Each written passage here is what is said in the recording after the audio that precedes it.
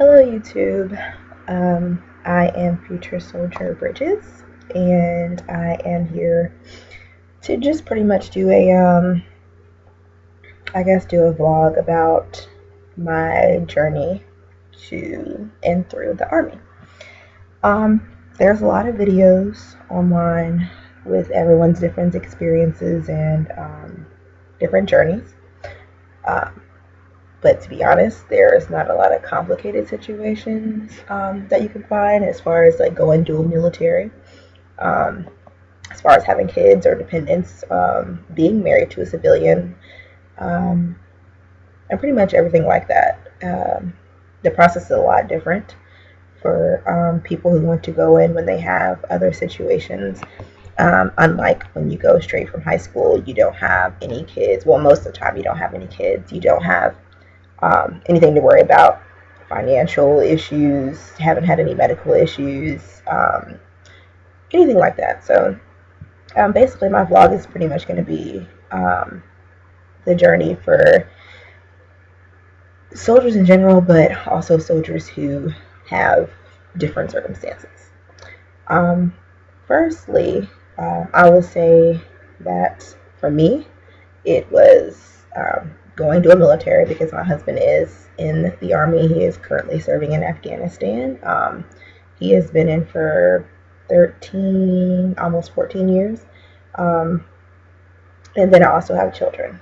So getting waivers for all that type of stuff, the process that I had to go to is very, very long, considering when I tried to join 6 years ago, it took no time, probably maybe a week. And I had kids then, but I didn't have to get a waiver, so that was different. But I have 3 kids. Like I said, I'm also married, and then I'm dual military, so I had to get a family care plan, because that basically states that if both of you guys are deployed at the same time, where the kids would go, what the actions are taken, and having the allotments and things set in place so that the person who's taking care of your children will have that money to take care of them.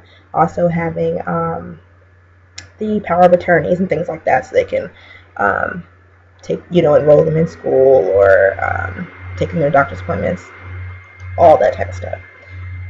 But basically, I'm probably going to do a few videos because it's kind of hard to cram everything in to one video, because it did take 2 months, well, a little over 2 months for me to swear in and do all that, because of the processes I had to go through and because of the waivers that had to get approved and all that good stuff. But basically, I guess the first thing I can say is I went to my recruiter's office about, now it's May, June, July. Now it's almost 3 months ago. When I first went in there, I'm all ready to do it because I had dubbed in 6 years ago, but I ended up being pregnant. And MEPS didn't even catch it. I actually swore and everything like that. And 90 days prior to me leaving, that's when I found out. So I just didn't end up going.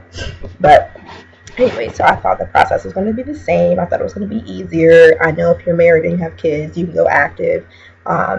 If you are married, if you have kids and you're not married, you can still go active. But the only issue is you have to sign your rights over. And as far as the Army is concerned, it has to be permanent. And if not, you can go reserve. But yeah, so anyways, I thought I was going to go in and everything was going to be exactly the same, sign my little papers, do my little 20-page yes/no checklist of medical things. And that was pretty much it. I was going to be able to take my ASVAB right away because mine had already expired. And then swear, did my physical and stuff not too far off because I knew what jobs I wanted to go and doing. I had an idea. My mind was set and I'm ready to go.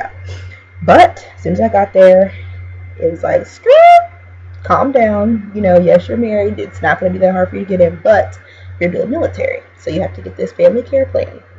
So I'm like, okay, that shouldn't be too hard. My husband's in Afghanistan, but I should be able to pretty much do everything here.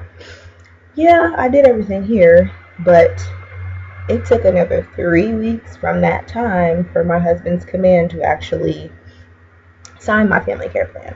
I guess they figured, we have better things to do here in Afghanistan rather than worry about some paperwork. And of course, the Army is hurry up and wait. They don't do anything on your time.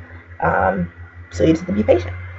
So, lo and behold, I couldn't do anything until I got that family care plan. I couldn't, only thing I could do pretty much was fill out my paperwork, but that didn't mean anything. They weren't building my profile. They weren't letting me take my ASVAB, anything. I couldn't do anything. I was on a standstill. I was pissed off. And my recruiter at the time, he really couldn't help me with this process because he, is married to a civilian, so he doesn't have to worry about that. And I don't even think he has any kids, so he never has had to do a family care plan.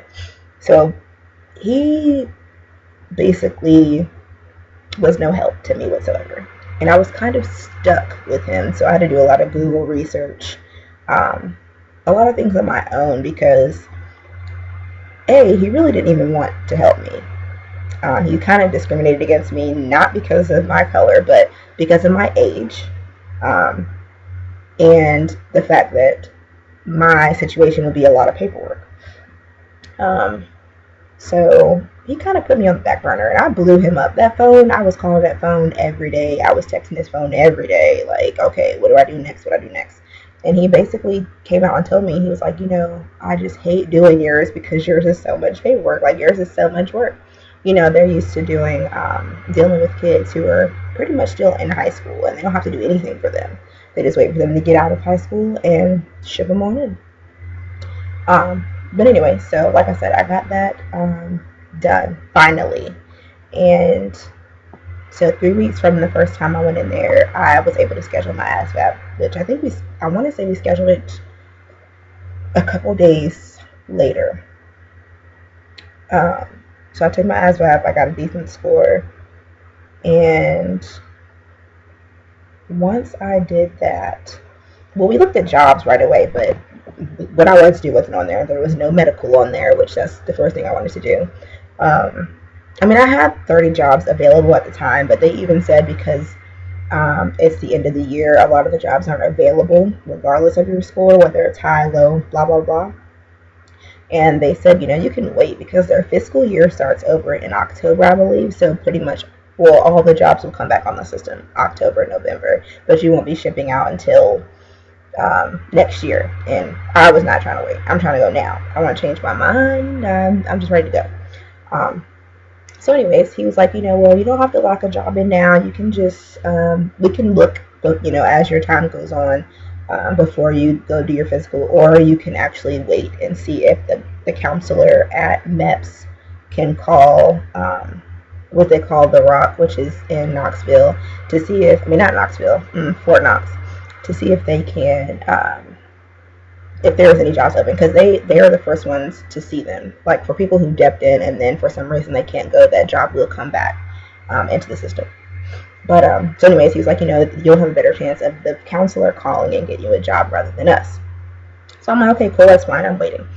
Either way it goes, I said that even if the job I didn't want to do on there, I didn't want to do wasn't on there, I still was going to pick something. I wasn't going to pick something that I felt was terrible, but I was going to pick something I felt I could deal with for 4 years at least, and then hopefully reclass. If you don't know what reclassing is, it basically is changing your MOS. Yes, you will have to go back to AIT, but it's not easy to reclass. If that job is open and it's approved for you to do it when your reenlistment comes up, you may be able to reclass. You have to understand, with dealing with the military, that the recruiters will tell you that you can do this and you can do that. Yes, you can do it, but it's a matter of when. And it's not easy to do these things. They make it seem like it's easy to just change your job. No, it's not. It's not easy.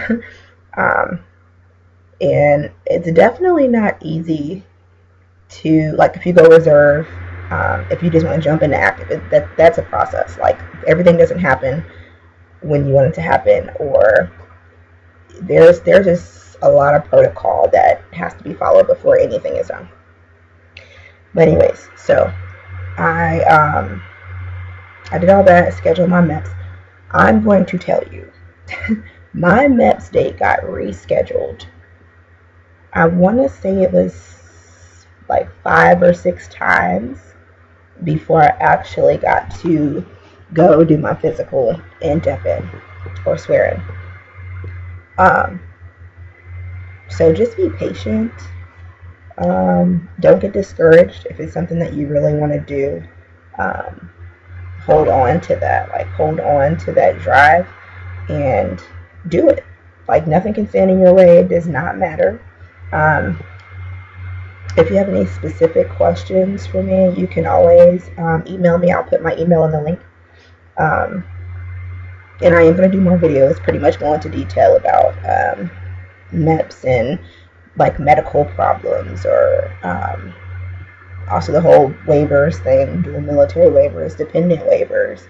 Um, I probably won't do a packing list because everyone's doing one, and to be quite honest, most of your shit is going to get thrown away. Let's just be honest. Most of your shit is going to get thrown away. And you don't want to have a lot of stuff anyways, because you have to carry that on top of the shit they are going to give you when you get there. And they're going to make you hold your laundry bag full of shit over your head, up and down, up and down, up and down, while you still have your backpack. And if you can't carry your shit, you better believe they are going to be in your face. Don't be that guy. You will always hear this. Do not be that guy. But anyways, guys, I'll be back with more videos.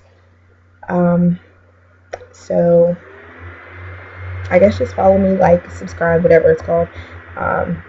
And I will keep you up to date on my journey.